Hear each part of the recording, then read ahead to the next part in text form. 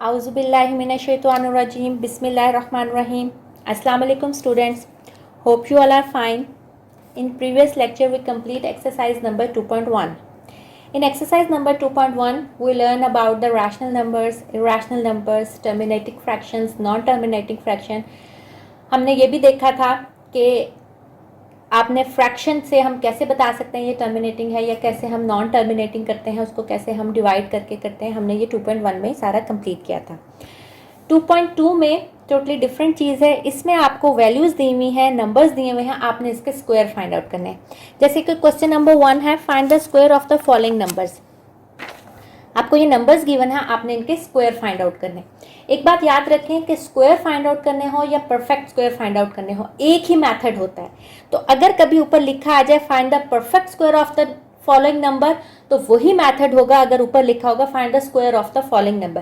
क्योंकि जो स्क्वायर होता है या परफेक्ट स्क्वायर होता है, परफेक्ट स्क्वायर भी उसका वही होता है, यानी स्क्वायर होके जो आता है. तो इसमें आप लोगों ने कंफ्यूज नहीं होना. अब हम इसको स्टार्ट करते हैं. पहला आपके पास वैल्यू दी हुई है 7. तो हम इसका लिखेंगे परफेक्ट स्क्वायर ऑफ 7 क्या हो जाएगा 7 इंटू 7 यानी 2 दफा उसका होगा तो आप 49. तो इसका 7 का स्क्वायर भी 49 होता है. अगर हम इसका परफेक्ट स्क्वायर लें तो वो भी इसका 49, यानी दोनों एक ही चीज है.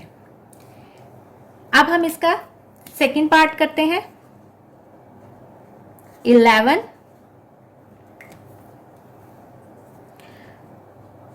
perfect square of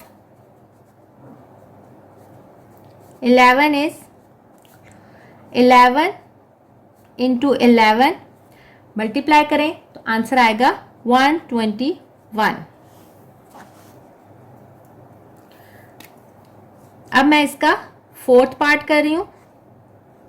fourth part है 25.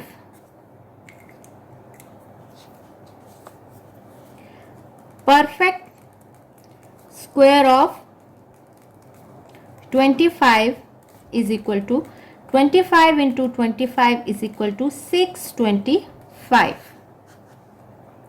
अब मैं इसका 6 पार्ट कर रही हूं. 6 पार्ट है 75. Perfect square of 75 is equal to 75 into 75 is equal to, calculator पे सॉल्व करें तो इसका आंसर आता है 5625. इसका थर्ड पार्ट और फिफ्थ पार्ट आप लोग खुद करेंगे. आगे मैं इसका क्वेश्चन नंबर 2 स्टार्ट कराती हूँ क्योंकि ये क्वेश्चन नंबर 1 तो बहुत इजी था. इसका क्वेश्चन नंबर 2 है right the summation pattern for the following squares. आपने इसका समेशन पैटर्न लिखना है जो आपको स्क्वायर्स गिवन है उसका. समेशन पैटर्न हम कैसे लिखते हैं, जैसे अगर फर्स्ट करें 1 का स्क्वायर है तो आपने खाली 1 लिखना है. लेकिन अगर 2 का स्क्वायर है तो आपने 2 लिखना और 2 से पहले क्या आता है 1, तो वो आपने इसकी दोनों साइड्स पे लिखना है. इस तरह 3 का स्क्वायर जो है इसका मतलब 3 मिड में आएगा, लेकिन उससे पहले क्या आता है 2 और 1, तो 2 इधर भी आएगा, उसके इधर भी आएगा, और 1 इधर भी आएगा, 1 इधर भी आएगा. इसी तरह 4 का स्क्वायर 4 बीच में लिखेंगे और 4 से पहले क्या होता है 3 2 1, तो 3 2 1 इधर भी लिखेंगे, 3 2 1 इधर भी लिखेंगे. इस तरह ये पूरा समेशन पैटर्न बनता है. बीच में अगर आप देखें 7 का, बीच में 7 लिखा, 7 से कम क्या होता है 6 5 4 3 2 1, तो यहाँ 6 5 4 3 2 1 इसके इस साइड पे भी, और 6 5 4 3 2 1 इसके इस साइड पे भी आएगा. इसी तरह अगर हम 10 का स्क्वायर लिखें तो 10 बीच में आएगा, उसके बाद 9 8 7 6 5 4 3 2 1 और 9 8 7 6 5 4 3 2 1. अब इस समेशन पैटर्न से हम फायदा क्या, हम कैसे स्क्वायर फाइंड आउट कर सकते हैं. अभी तो मैंने आपको लिखने का तरीका बताया कि समेशन पैटर्न को लिखते कैसे हैं. अब देखें इसको अगर ऐड करें, खाली 1 है तो 1 का स्क्वायर 1 ही होता है. अब 2 का हमने समेशन पैटर्न ऐसे लिखा. अब इसका काउंट करें 2 3 4, तो आपको पता है 2 का स्क्वायर 4 के बराबर होता है. तो हम समेशन पैटर्न से भी किसी भी नंबर का स्क्वायर फाइंड आउट कर सकते हैं. इसी तरह अगर हम 5 का देखें तो 5 या 4 3 2 1 आपस में ऐड होंगे, कितने बनेंगे 7 8 9 10 और यहाँ भी 10, तो 10 10 20 और इसमें ये 5 ऐड करें तो 25। तो 5 का स्क्वायर आपको ऑलरेडी पता है 25 होता है। तो हम समेशन पैटर्न से किसी भी नंबर का स्क्वायर जो है वो फाइंड आउट कर सकते हैं।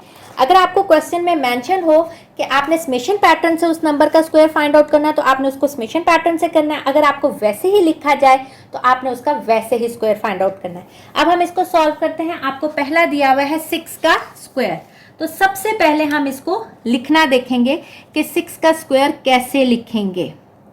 अभी मैंने आपको बताया 6 को बीच में रखें, उससे पहले क्या होता है 5, बीच में प्लस के साइन आते जाएंगे, 4 3 2 1। इसके सेम इधर भी यही करें, 5 4 3 2 1। अब इनको ऐड कर लें। ऐड कैसे करें, 4 3 7 8 9 10, 10 और 5 15, इस तरह 15 और 15 30 और बीच का ये 6 ऐड होगा तो आंसर क्या आ जाएगा 36। तो हम इसको लिख सकते हैं इज इक्वल टू 36। लेकिन उसने ये नहीं कहा था फाइंड आउट करें, लेकिन हमने फिर भी इसकी वैल्यू लिख दी। उसने सिर्फ ये कहा था कि 6 के स्क्वायर को आप समेशन पैटर्न में लिख के दिखाएं, लेकिन अगर आप आंसर भी लिख लेंगे तो कोई हर्ज नहीं है। अगला पार्ट है 7 का स्क्वायर। आपने 7 के स्क्वायर का समेशन पैटर्न लिखना है। कैसे लिखेंगे, अब बीच में 7 आएगा, 7 से कम 6 5 4 3 2 1, इसी तरह यहाँ 6 5 4 3 2 1। अब ऐड करते हैं। ये आपको पता है 10 और 5 15, 15 और 6 21, यहाँ भी 21, यहाँ भी 21, ये बन गया 42 और 42 को में 7 ऐड करें तो ये बन जाएगा आपके पास 49। तो ये आपने 7 के स्क्वायर का समेशन पैटर्न लिख लिया। अब इसका थर्ड पार्ट आप खुद करेंगे। इसका फोर्थ पार्ट है 5 का स्क्वायर। 5 का स्क्वायर अगेन इसका समेशन पैटर्न लिखेंगे। 5 है तो बीच में 5, उससे कम 4 3 2 1, 4 3 2 1। ऐड करते हैं, आपको पता है ये 10 होता है, ये भी 10 20 और प्लस 5, ये आपके पास बन गया 25। अब इसका फिफ्थ पार्ट आप बहुत इजी है। 3 का स्क्वायर वो आप खुद करेंगे। हम इसका 6 पार्ट करते हैं। 8 का स्क्वायर, 8 का स्क्वायर है तो हम कहां से शुरू करेंगे, 8 को सेंटर में रखेंगे। 7 6 5 4 3 2 1, 7 6 5 4 3 2 1। ऐड कर लेते हैं। ये 10 है, 25 31 31 और 7 38, तो 38 और 38 आपके पास बन जाएगा 76। अब 76 में 8 ऐड करें तो ये बन जाता है 28 बनता है, 38 नहीं बनता, 28 बनता है। 28 तो ये बन जाता है 56। 56 में जब आप 8 ऐड करेंगे तो ये बन जाएगा 64 और आपको पता है 8 का स्क्वायर जो है वो होता है 64।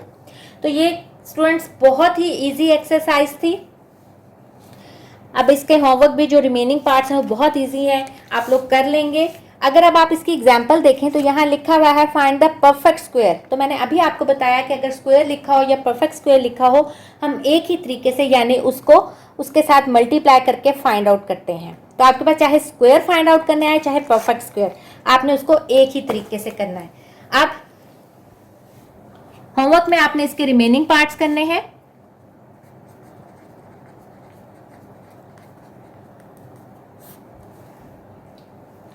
होमवर्क में आपके पास है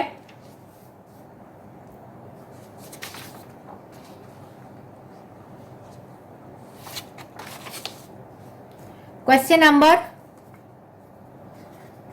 1 part 3 and 5, question number 2 part 3 and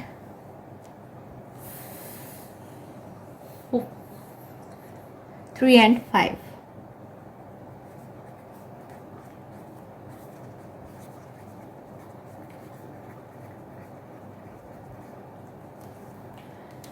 okay students, next lecture में इंशाल्लाह हम इसकी एक्सरसाइज 2.3 स्टार्ट करेंगे. Take care. अल्लाह हाफिज.